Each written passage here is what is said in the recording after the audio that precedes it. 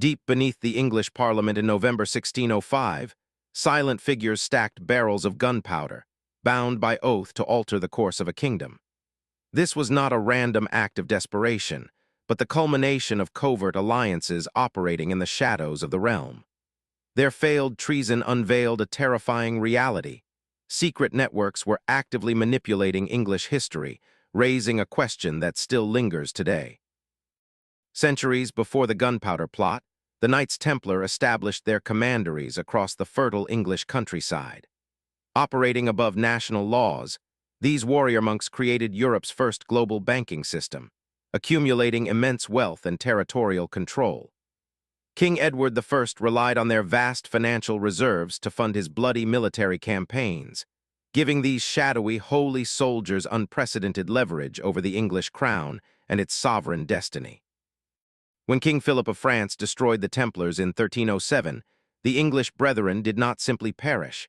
They vanished into the shadows with their priceless archives. Many fled north into Scotland or melted into local monastic orders, preserving their sacred geometry, esoteric symbols, and financial networks. The physical order was officially dismantled, but its subterranean influence survived, quietly preparing the fertile soil for a far more subtle brotherhood. As cathedral spires pierced the medieval English sky, stonemason guilds protected their architectural secrets through elaborate passwords, secret handgrips, and esoteric rituals. These operational masons guarded geometric knowledge capable of erecting majestic stone structures that defied gravity. Over generations, these exclusive professional guilds opened their timbered lodges to influential aristocrats, transforming practical construction trade secrets into a powerful allegorical tradition of philosophical and political control. In 1717, 4 London taverns gathered under the banner of the premier Grand Lodge of England, formalizing modern speculative Freemasonry. Prominent noblemen, influential politicians, and wealthy merchants united behind closed doors, swearing absolute secrecy on sacred texts. Behind these heavy oak doors, social hierarchies dissolved, allowing powerful men to forge covert alliances that would soon direct imperial policy, control trade routes, and shape legal reforms across Great Britain. The British royal family quickly realized the strategic power of this growing fraternal network. Royal princes were inducted with grand solemnity, embedding the monarchy directly at the heart of the secretive fraternity. This unholy alliance between royal blood and esoteric brotherhoods stabilized the Hanoverian throne against rebellion, transforming secret lodges into effective instruments of statecraft, soft power, and geopolitical diplomacy across an expanding and global British Empire. While Freemasonry conquered political corridors, a group of brilliant thinkers formed the mysterious Invisible College during the bloody chaos of the English Civil War. Meeting in covert locations across London and Oxford, these visionary natural philosophers sought to unlock nature's deepest secrets. Free from religious dogma, their secret gatherings laid the foundation for modern empirical science, proving that underground intellect could completely reshape human civilization. When King Charles II granted a royal charter to this invisible college, creating the Royal Society, its esoteric roots remained carefully concealed. Polymaths like Sir Isaac Newton and Elias Ashmole combined rigorous scientific experimentation with deep occult investigations into alchemy and sacred geometry. Behind their respected public image as rational men of science lay a hidden commitment to hermetic knowledge that profoundly guided their groundbreaking discoveries. Simultaneously, the mystical doctrine of Rosicrucianism swept through wealthy English manor houses, promising spiritual enlightenment, extended life, and total mastery over physical reality. Secret Rosicrucian circles attracted powerful aristocrats and courtly scholars. Manuscripts bound in leather and written in cryptic ciphers passed through noble libraries, inspiring covert political factions that believed they were chosen by divine providence to usher in a golden age of enlightenment. During the turbulent 17th century, political loyalty was fluid, but lodge allegiance remained absolute. During the English Civil War, both parliamentarians and royalists utilized secret society networks to conduct covert intelligence operations, smuggle vital funds, and negotiate secret truces. These covert channels proved that when national institutions crumbled under war, hidden brotherhoods maintained the vital threads of elite unity, orchestrating outcomes away from public view. In the mid-18th century, secrecy turned hedonistic inside the subterranean chalk caves of West Wycombe. Sir Francis Dashwood established the notorious Order of the Knights of St. Francis, commonly known as the Hellfire Club. High-ranking cabinet ministers, powerful lords, and influential artists gathered in dark caverns illuminated by candlelight, engaging in mock religious rituals, political intrigue, and decadent debauchery far beyond the reach of public morality. The Hellfire Club was not merely a venue for aristocratic scandal. It was a shadow cabinet where major national decisions were debated in absolute privacy. Chancellor of the Exchequer Francis Dashwood and key political figures used these dark gatherings to draft economic policies and forge political pacts. Beneath their wild, sacrilegious theater lay serious power dynamics that directly influenced British tax policy and colonial administration during critical years. Across the Atlantic, these English fraternal networks extended their tentacles directly into the 13 colonies. American revolutionary leaders and British military officers frequently belonged to the exact same Masonic lodges, sharing secret handshakes and shared philosophical principles.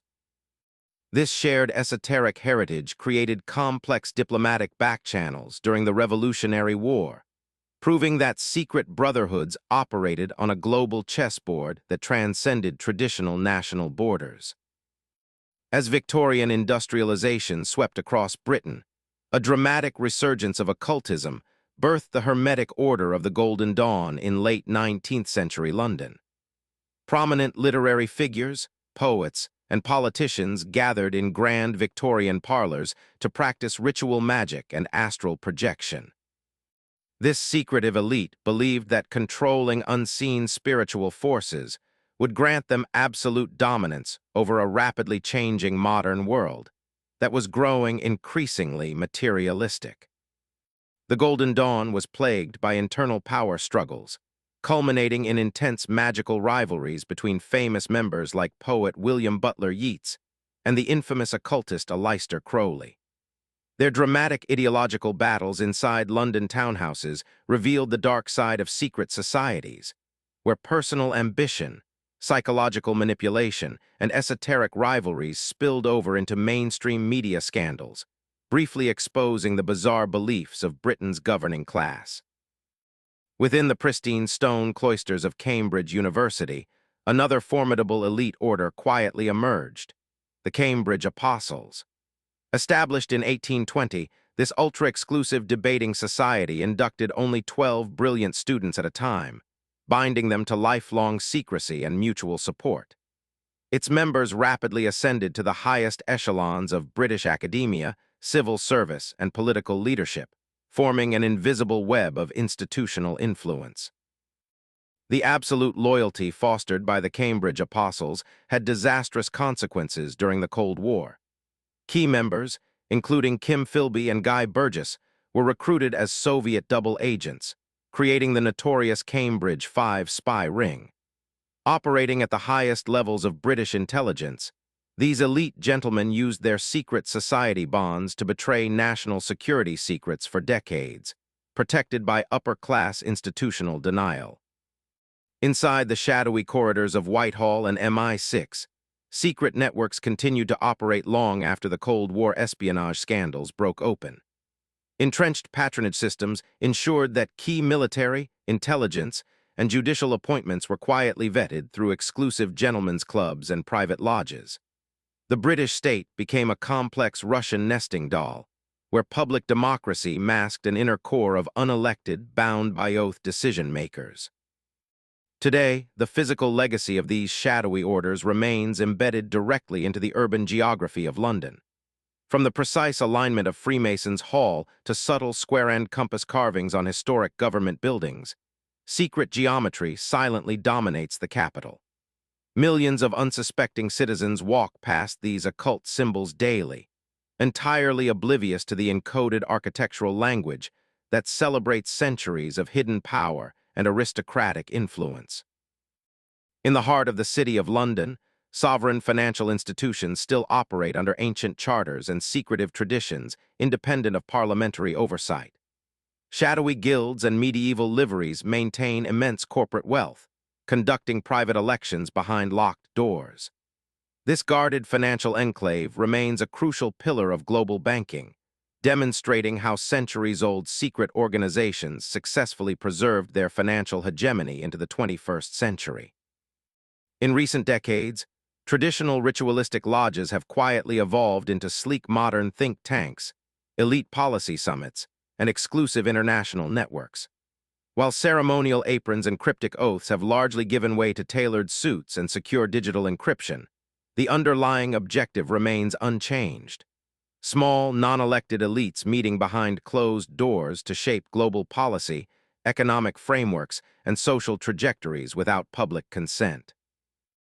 Occasional parliamentary inquiries have attempted to mandate public registers for judges, police officers, and politicians belonging to secret brotherhoods, but these efforts consistently face fierce institutional resistance. The protective machinery of these centuries-old networks swiftly neutralizes political threats, ensuring that key decision-makers can maintain their dual allegiances without fear of public exposure, parliamentary scrutiny, or constitutional accountability. The history of Great Britain is not merely a linear sequence of public elections, monarchical successions, and open parliamentary debates.